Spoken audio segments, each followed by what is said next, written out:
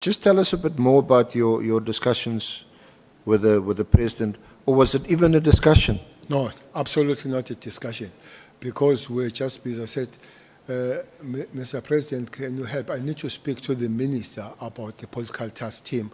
If you could organize the meeting, the three of us or him and me, because I've tried, I failed. So that was the end. But I never discussed anything with the president on that matter. It was a request if the meeting could be facilitated. Now, clearly, when you heard or saw the directive, you were not in favor, or put another way, you were opposed to the disestablishment of the task team. Two main things that would have made me opposed to it. The procedures of it, how it came about, for me it had to reverse that way. That's the first one. The second one, Chair, the letter says there's no value and has achieved nothing. Yeah. Maybe that's not the letter per se, but it's in the contents of Mary that has achieved nothing. He even accused that it was not supposed to be there. He should have taken President to court for it not to be there. But that it has no value and all, I would not agree. Chairperson, in that province,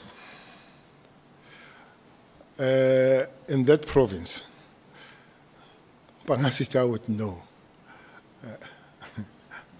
I'm not going to talk about him and me.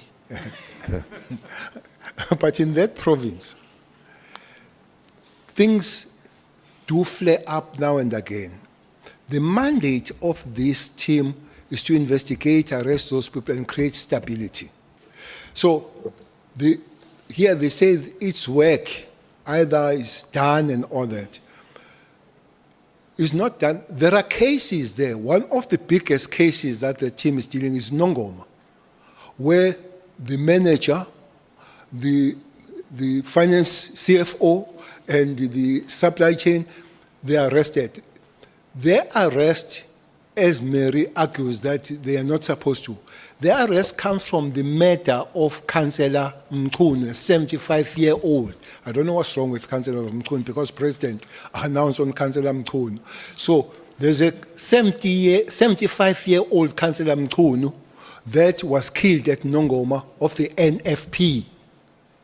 And then when the investigation was done, it was found that the man was paid through the structures of municipality to Ingabi, to the hitman. That's why they are arrested. So that case is still under investigation. Those people are going to go in court.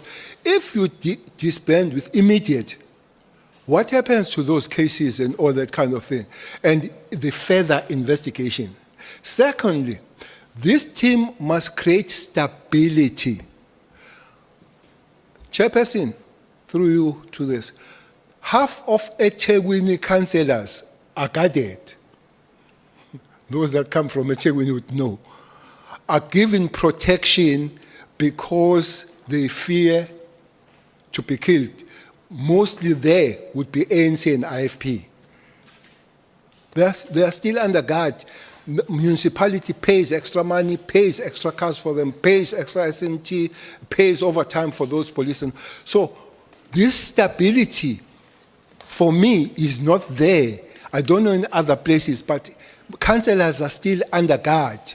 So which means, while a lot of work has been done, but the mission has not been accomplished, maybe I must say so, because there is this argument that there is a time bound for this KTT. I agree. But task teams and operations are based on two things: on timeline and the accomplishment of the mission.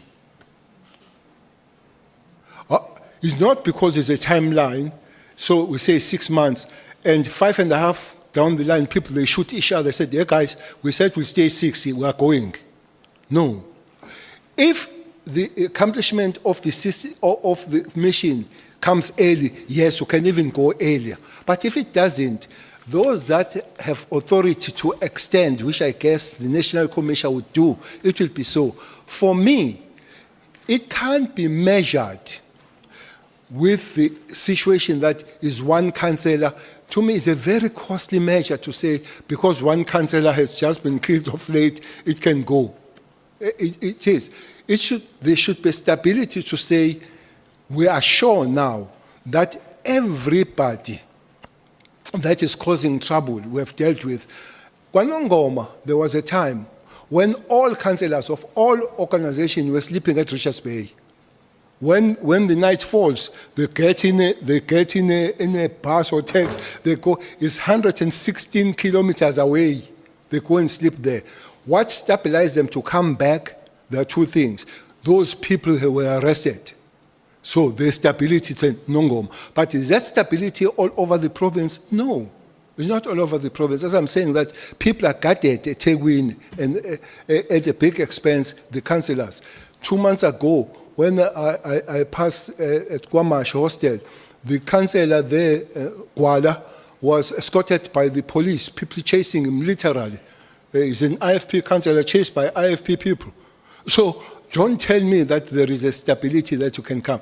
So when all those people are removed, for me, then that will be established. Then the mission will be accomplished. What happens if you withdraw them and then there's a flare up again? You go and constitute them and all that kind of. So I don't agree with having no value and mission having been accomplished. So without wanting to put words in your mouth, you seem to say that one shouldn't just evaluate or analyze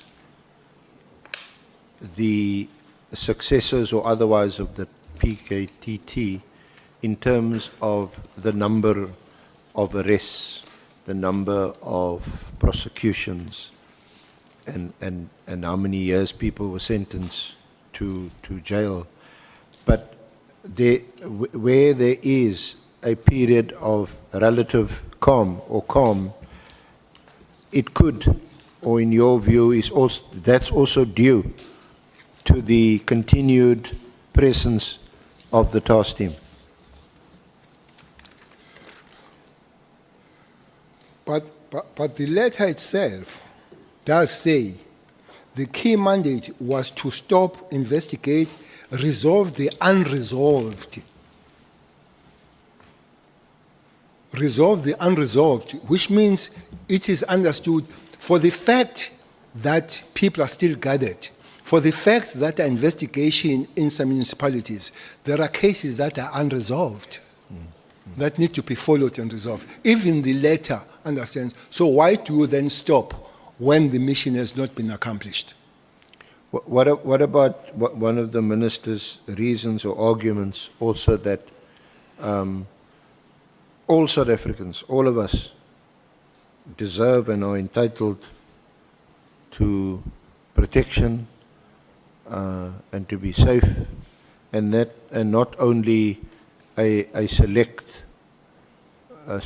province or a selected group of people, like in this case, politicians, mostly councillors, but he points, for example, to murders here on the Cape Flats, as you well know, and in other parts of the country now, Westbury, other parts that we read about almost daily.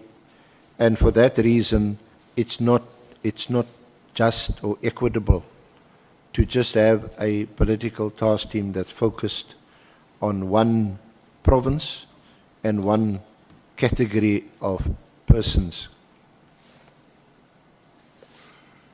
Chairperson, is like saying you have a bread. Instead of buying the bread for those that don't have a bread, you take the bread from the ones that you all go hungry. Instead of buying the bread for those that they don't have the bread. I fully agree. We are all equal. But maybe the books that we have not equality does silently apply sometimes. Some are more equal than others. Chair, it's not true that is only just team that takes money. From 2021, there's Operation Mkodwemvubu. That is Kwamhlabeyalingana, the cross-border crimes. In Cape Town, there is a Operation Thunder stroke Operation Lockdown, which takes, I don't have figures, but I would suspect that Cape Town one might be even taken more. When is my suspicion? For instance, if you bring 200 police from other provinces and they stay here at the cost of 800 rand a night, and then they go back and they bring the other lot, and they come with the cars, they don't just come alone. Over time, the allowance that they're not at home, I think is a lot of money. So for me then, it could not be the question of money. It should be then the question of safety of those people.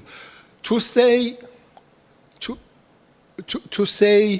only one councillor has been killed so it can withdraw, I hope people they're not going to say is sour grapes. So there is no minister has been shot, so withdraw the PSS. Because not one has been shot there. If your measurement is one dying, why don't you withdraw those that nobody has died? So maybe it's a sour grapes because I'm not there, I don't have the PSS. But I'm trying to show that that can't be the measurement, so that only one person died, so now you can withdraw. When you have expensive unit called PSS that is guarding safe people, and nobody talks about that. So for me, if you have the center of excellence, your effort is to expand it rather than go and kill the where you have established excellence. That will be my argument.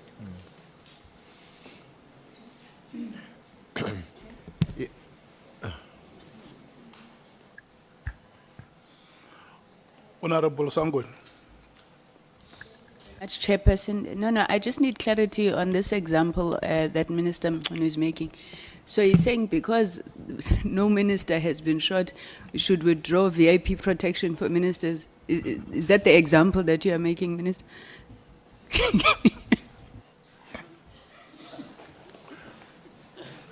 No, Chairperson, I hope it's not sour grapes. I want to make this disclaimer. I'm saying, if the measurement is that we withdraw the focus in dealing with this violence because only one person has died, we can also withdraw where there is nobody that has died. There is no minister that has been killed. So withdraw from those that are not dying and leave a little bit for those that are still dying. That's what I'm saying. It's hypothetical, but that's what I'm saying.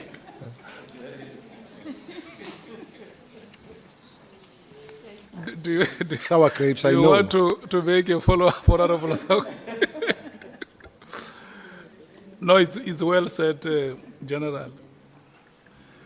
SC? Thank you. Let's proceed. Proceed immediately. Yes, sir. General Cele, is there anything else you want to comment on the directive before we move on to another topic? Chairperson, I don't want to be unfair to Minister Mkhunu to say it's cut and dry that you can't make suggestions. But for me, it would have been more relevant to sit down with the National Commissioner and say, that's how I see things.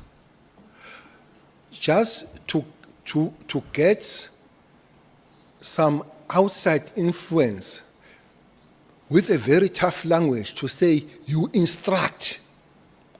Ministers don't instruct national commissioners. We can sit down and put my ideas and say, but Minister, it is not so. Operationally, there is 1, 2, 3. I said, well, I didn't see that angle. That was a blind spot to me.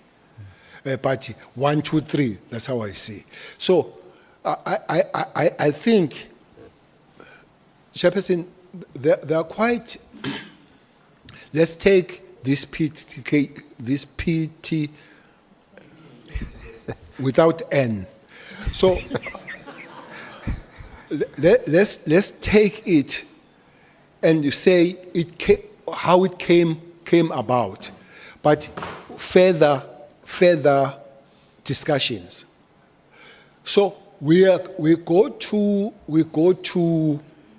the funeral at Kwamhlabeyalingana of Judah, who was killed there, on a very, very angry funeral. They say, you go and fix this thing. So is the people there, sitting there. And the Minister of Police, they say, we are not going to talk here. Finally, they say, talk and talk what we are going to understand. Tell us how we're going to fix this thing. Minister of Police did not go and open Operation Mkotwemvubu. He went to the National Commissioner and said, we have a problem there. How can we deal with those matters?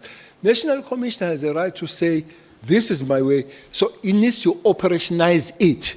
But I can't come and say, General Kumalo, as I see now, we go with. Even the commissioner, that maybe our relationship of working was not all not that warm, General is told. When the Senzo matter was done, it was General Stoll who came with the idea and the people of the cold cases. It was not minister. So for me, it does need a better work. You don't have to be friends with the National Commission. You don't have to be friends. But it does need, otherwise you end up being unconstitutional, breaking the legislation and all that kind of thing. So for me, that would help next time, that all ministers and national commissioners don't be friends, or don't be friends, drink together and all that. But remember, we are here to work together. For me, that would help. Just good old-fashioned consultation, conversation, discussion, interaction to find a solution to a problem. And the legislative space and constitutional space. To be respected. Yeah, to be respected. That maybe will come, because there was a discussion here of the devolution of powers. I thought for some reason the committee put the provincial commissioner on a political arena. For me, that was a hell of a political arena for the provincial commissioner. Yeah.